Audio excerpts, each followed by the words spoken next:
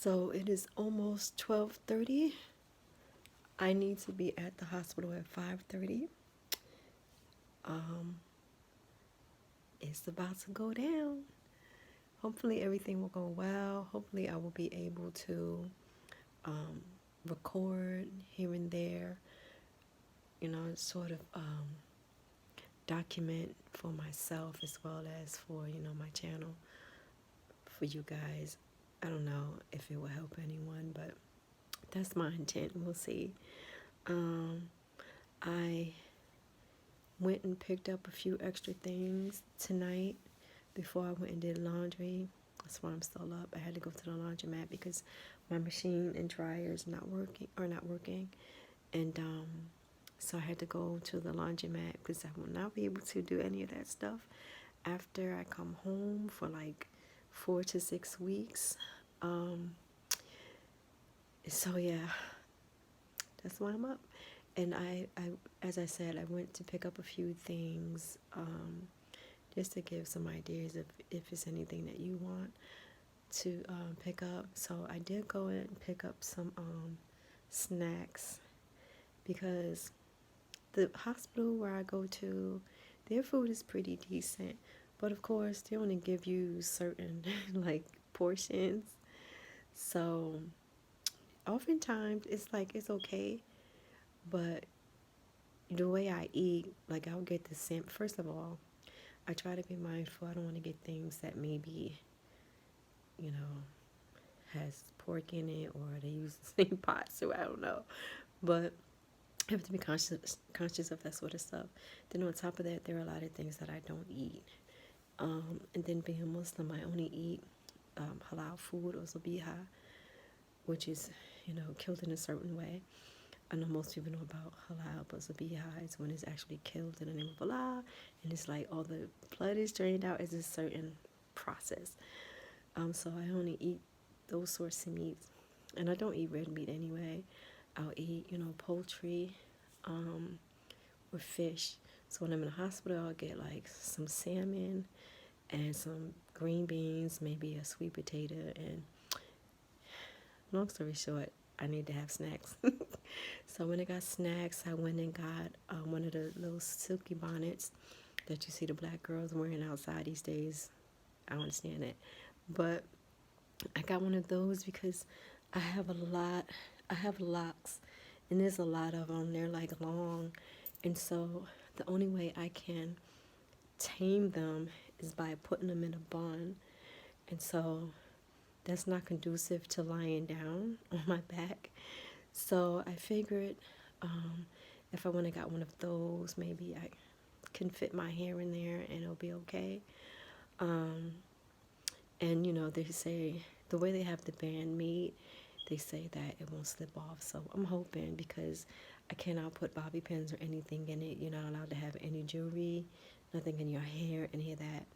No deodorant, child, no lotion, no nothing. No oil. Muslims love some body oil, but can't wear any of that. So I have that. Let me think of some things I have. I think I already went through this on another video, but so I'm taking those things. I have some Luna bars. I have some of those Lenny and Larry, the big chocolate chip cookies. I have a couple of those. I have my lozenges. I have these vegan, like, they're kind of like Laffy Taffies. They sell them at Giant Supermarket. I don't know. I have some of those. I have my abdominal binder. I have my tablet. I'm going to take my journal, my phone, of course. I have a portable charger. I have a charger that is like 10 feet. Let me just look at my journal, because I have a journal, just like a hysterectomy journal. I know. I'm a writer and a crafter, and that's just what I do. So, yeah, my journal with pens. I have, of course, my toiletry bag. I have some of the the flushable wet wipes, because I always like to use those. you know, I don't know if you know, but Muslims, every time we urinate or defecate, we wash ourselves. So when I'm out, it's it can be difficult using a water bottle, so I use those. I'm gonna take some extra Kimars, some high-waisted panties that will go over the cut, because I'm getting an open hysterectomy, so I'll be getting like a cesarean cut. Some loose-fitting pajamas, the bonnet, some socks, which I don't really need to take socks because they always give you the non-slip socks. I was gonna take some, I don't have slippers actually, but I have like these little cheapo flip-flops. I don't know what they are though, so I can't take that. I'm taking my massager just in case I'm achy. And yeah, that's basically it. All the other things that I have are like for post-surgery, ice pack, heating pad and stuff like that. So with that being said, I'm gonna hang up because I still have to get. Hang up. I'm gonna stop recording because I still have to go and get my laundry hampers out of the car. Make sure they're upstairs, so I don't have to worry about that when I come home. That's it. I don't know what I'm feeling. Yeah, I don't know what I'm feeling. I don't know. I don't know what I'm feeling. It's not like nervousness anymore per se. I don't know. I just feel like I don't know what's gonna happen, and I pray that I don't die on the table. But by the same token, I really just feel like whatever Allah has for me is what Allah has for me, and so I'm fine with it. It's not gonna be the good for me because I ain't really ready to go. I got a whole lot more repenting to do, but you know, whatever it is Allah wants, so be it.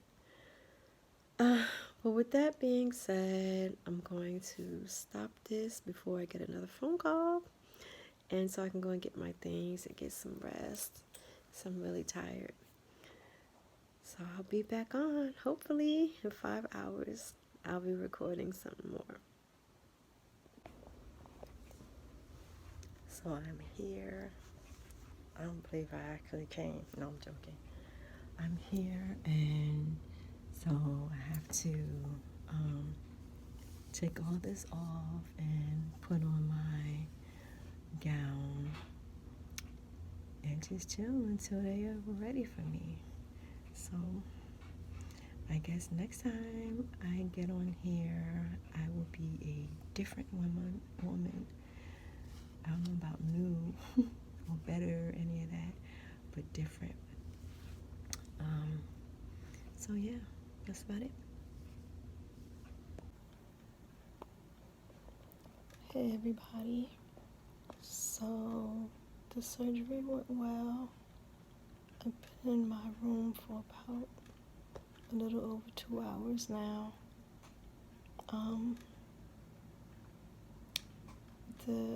I guess I woke up about 11:30, so, and I went in at 7:30, so I'm not sure if it took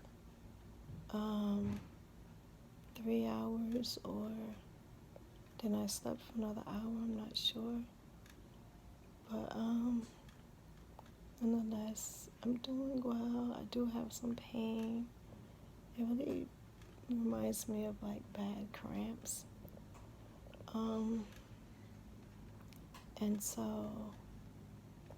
they were giving me fentanyl in the recovery room, which wasn't really helping too much. And then I finally asked for tramadol. Well, it's scheduled tramadol an hour ago, and that really, it may have knocked a little of the edge off. I don't know, but I still have the pain, so my doctor is ordering me Toradol, because last year that was the only thing that helped me, Toradol. So hopefully that'll work. So I'm gonna get some rest. I keep dozing. Just wanted to update. So it is 3:50 right now. The tramadol did not work. They gave me Toradol intravenously or whatever, infused. That didn't work. I was surprised. I thought that would definitely work. It did not. So I got they gave me some Dilaudid. I don't see how people get high. I hate the feeling of getting high, but let me tell you, for the pain, it's taken maybe a number 8 pain in perhaps 5 minutes or so, and it's taking it down to maybe like a 4. So high five, Dilaudid. Hey everybody. It's pretty late. It's 3:30 in the morning. I don't know. I forced myself to stay awake to finally finish this book I was listening to. It's by Brenda Jackson, titled Lost in Temptation. It's a really good book. But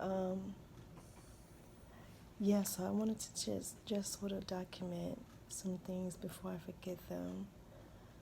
So maybe that'll help you prepare or have an idea of what could be for you. So, and some things I don't know if I said them last time or not, so forgive me. But, so I came up from recovery to my room. It's a private room, thank God. But I came up here about 12 noon, and so like 15 hours ago.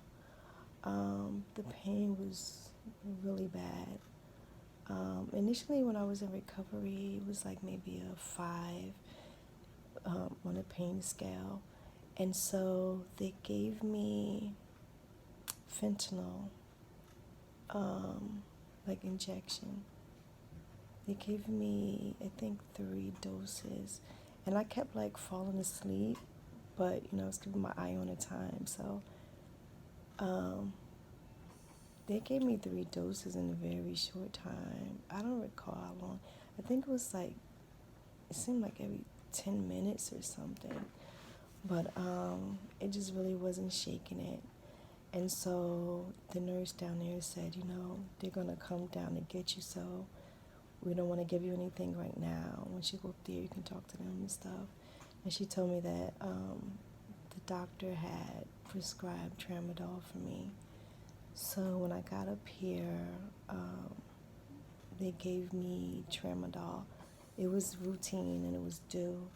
So I was offered 50 milligrams of tramadol and 150 milligrams of Tylenol, acetaminophen. So 3 pills. And so I thought that would be too much. Cause I don't like to take pills at all, and let alone like pain medication and stuff. So I said, well, I would just take the tramadol, which I did, and it did 0. So less than an hour later, since the pain was just becoming so much, and really it was like really bad cramps, which is weird because I think had I not been in this situation, I probably would have stuck it out, like if they were just regular cramps or whatever. But for some reason, it was just too much, and I didn't want to deal with the pain. And also, I was afraid that it would just keep getting worse. So I wanted to kind of catch it then, At that point, it was about a level 8 pain, if I didn't say that already. So then they gave me The tramadol was a pill. Then they gave me Toradol. The doctor came in and saw me and spoke to me. I told her it wasn't helping. And she, suggested Toradol. Said sure, because last year, with the blood clots in both my lungs, that's the only thing that would help me was the Toradol, because it's like, Toradol is like really intense ibuprofen. So it's an anti-inflammatory. And so last year, it was the only thing that helped my pain. They took it away.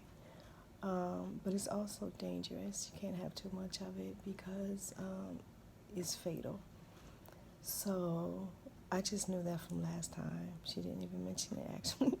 But so that did not work, and that was injected right into my vein. That didn't work at all, and that pain was so bad. So I also had Dilaudid prescribed, and I was afraid to take that because I'm gonna be honest, I have addiction in my family on both sides. My father used to be a drug addict like for years and years and years and years, and so, and on, that's on my paternal side. Or on my maternal side, there's drug addiction too, but like primarily alcoholism. So I just bear all those things in mind. And so, although I don't think I'm going to become a drug addict in like, 1 or 2 doses, I still always keep that in my mind. And like I said, I don't even like to take medication unless it's an absolute must. But, I went on and I said, okay, because I need to get rid of that pain. When I tell you, and that was injected directly into my vein, when I tell you, within 3 minutes, that pain started subsiding. Like, it dropped to like maybe a 4. And, but the catch is, it makes you like high, or whatever you want to call it. So I just felt it like, both off of my limbs started tingling. It went to my head. I was just like, oh my goodness. And so the nurse joked, she said, yeah, I just tell everybody, just ride the wave. Don't, fight it. So, and then, she started assessing me as that was starting to work on me, checking my incision and stuff like that. And she's like, let me check your feet. And she pulled back the cover. When I tell you I couldn't even lift my leg, it was so crazy. So I ended up eventually falling asleep. I've been falling asleep like crazy. I can't believe I've even stayed awake this long, since about maybe 12 o'clock. I'm exhausted. And I was laying here with my eyes closed listening to the book. I had to keep rewinding it because I kept drifting, But so the Dilaudid worked. And so yeah, it took the pain away. Initially, like I said, it dropped to 4, which 4 I could handle or whatever. And then I would feel the pain here and there. Like, I woke up out of my sleep once or twice from it. And one time I woke out of my sleep and coughed, like without, like just involuntarily, and that didn't feel good at all. But oh, and I have on my abdominal binder also. They didn't supply one, so thank goodness I brought mine. So I don't really know yet how well it's working because I haven't been off the bed. So yeah, I can say, so I woke up about maybe 3 hours later. Well, I have been waking up off and on, but I woke up about 3 hours later, and I could feel the pain kind of starting to creep back in. It wasn't even 3 hours, actually. So I asked the nurse if I could get some Tylenol just for any breakthrough pain. And she informed me that it was actually time for my tramadol and Tylenol. So I actually took both of them, the 4 pills, that time. And and I've done that another time since. And so I say all that to say I pretty much have no pain. If anything, I would say maybe a 1, maybe a 2. I mean, depends on how you gauge pain, but it's really, I feel some soreness, of course, but no pain, which is awesome. Also, after surgery, when I came up for quite a while, I had like, oh, my mouth was so dry. Even from me, I bought some Ricola because, that's what some of the women on the support groups that I'm on for Hysterectomy on Facebook, they suggested bring a lozenges because your throat might be sore after intubation. And so I didn't too much deal with soreness, I suppose, but I did take a lozenge. Initially, I couldn't even finish. I had to take it out.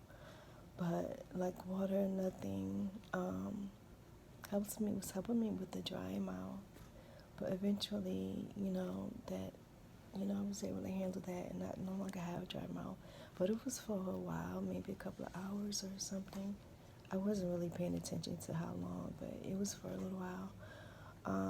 And then I noticed too that for supper I ordered salmon. I ordered what I normally get here. I ordered salmon and a tossed salad and a sweet potato, a big sweet potato, and ginger ale. So I figured I really haven't had gas either. Like that was something that the women really warned about, but I figured it would be if more so for those who had laparoscopic hysterectomy because they have to, infuse air into your system for it. So I don't really have any gas, and they've been giving me some methadone too, which is flatulent drug. And so I really haven't had any gas, but one of the reasons I got the ginger ale was just in case, if I needed to belch or anything to get rid of gas. So I actually was not able to eat because what I hadn't actually noticed before is that even though I tried, one of the snacks I brought was a Luna bar, and it took me about 12 hours to finish this thing, just munching here and there. But I tried eating that long before supper came, and I hadn't noticed that I was having difficulty with it. I just thought maybe my throat was a little scratchy or something like that. But when it came to eating, if you try to swallow too much sometimes, how it goes down really slowly and it's uncomfortable. That's how it was for dinner. And so even if I took really small portions, and chew it, it was still very difficult. It was going down like that. So I, assumed that I'm probably, a little bit edemic in there, a little swelling going on. So I actually just gave it up. Even when I drank the ginger ale by itself, it was a little like that. Water I had no problem with, and I still don't have any problem with that. And then about 3 or so, I'm hungry at this point because I haven't eaten since 12 midnight last night. So I wound up pulling this out, and I got through that. I still had some of that, but not as much as it was earlier, but I did still have it. So I guess it's still, working on going down in there, the swelling. I have a catheter still, and it's not bothering me at all. I forget it's even there. What else? I'm still getting fluids, IV fluids. Right now, even I'm feeling a little, I want to say cloudy, like foggy. And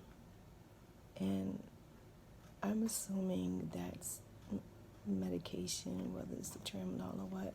I don't think it's from being sleepy. It just doesn't feel like sleepiness to me. as opposed to fogginess. Um, oh, they also have brought me gum in here to, chew and kind of help with the process, but I'm like picky about things I eat, so I don't know if this may have pork in it or not. Plus, it's artificially flavored, and so I don't normally eat artificial flavors or dyes or anything like that. So I haven't taken advantage of those, though. I don't know what the other part of this is, but there are these vegan, sort of like Laffy Taffy things. So like Laffy Taffy things that I bought from Giant Supermarket. They may have them at Whole Foods too. The company name is.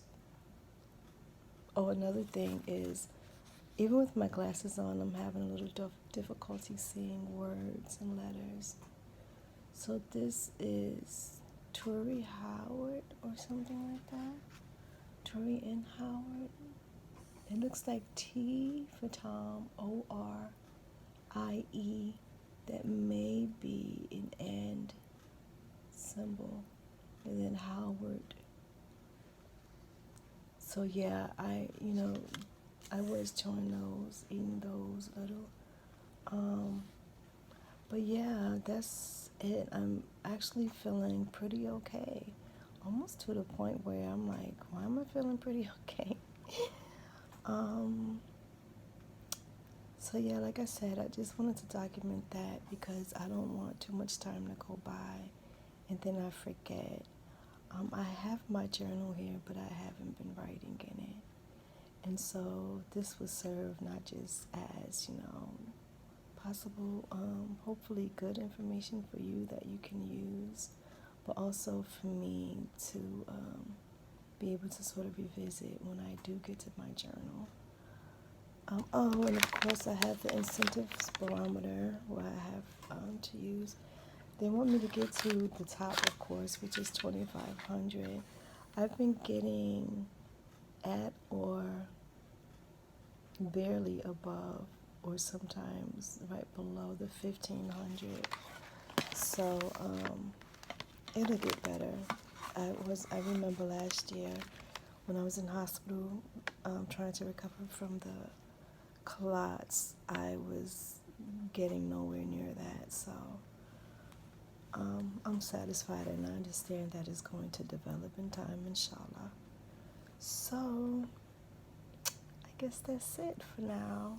I'm going to stop recording and probably try to get some rest. Maybe try to rewatch Lovecraft Country again, episode 5.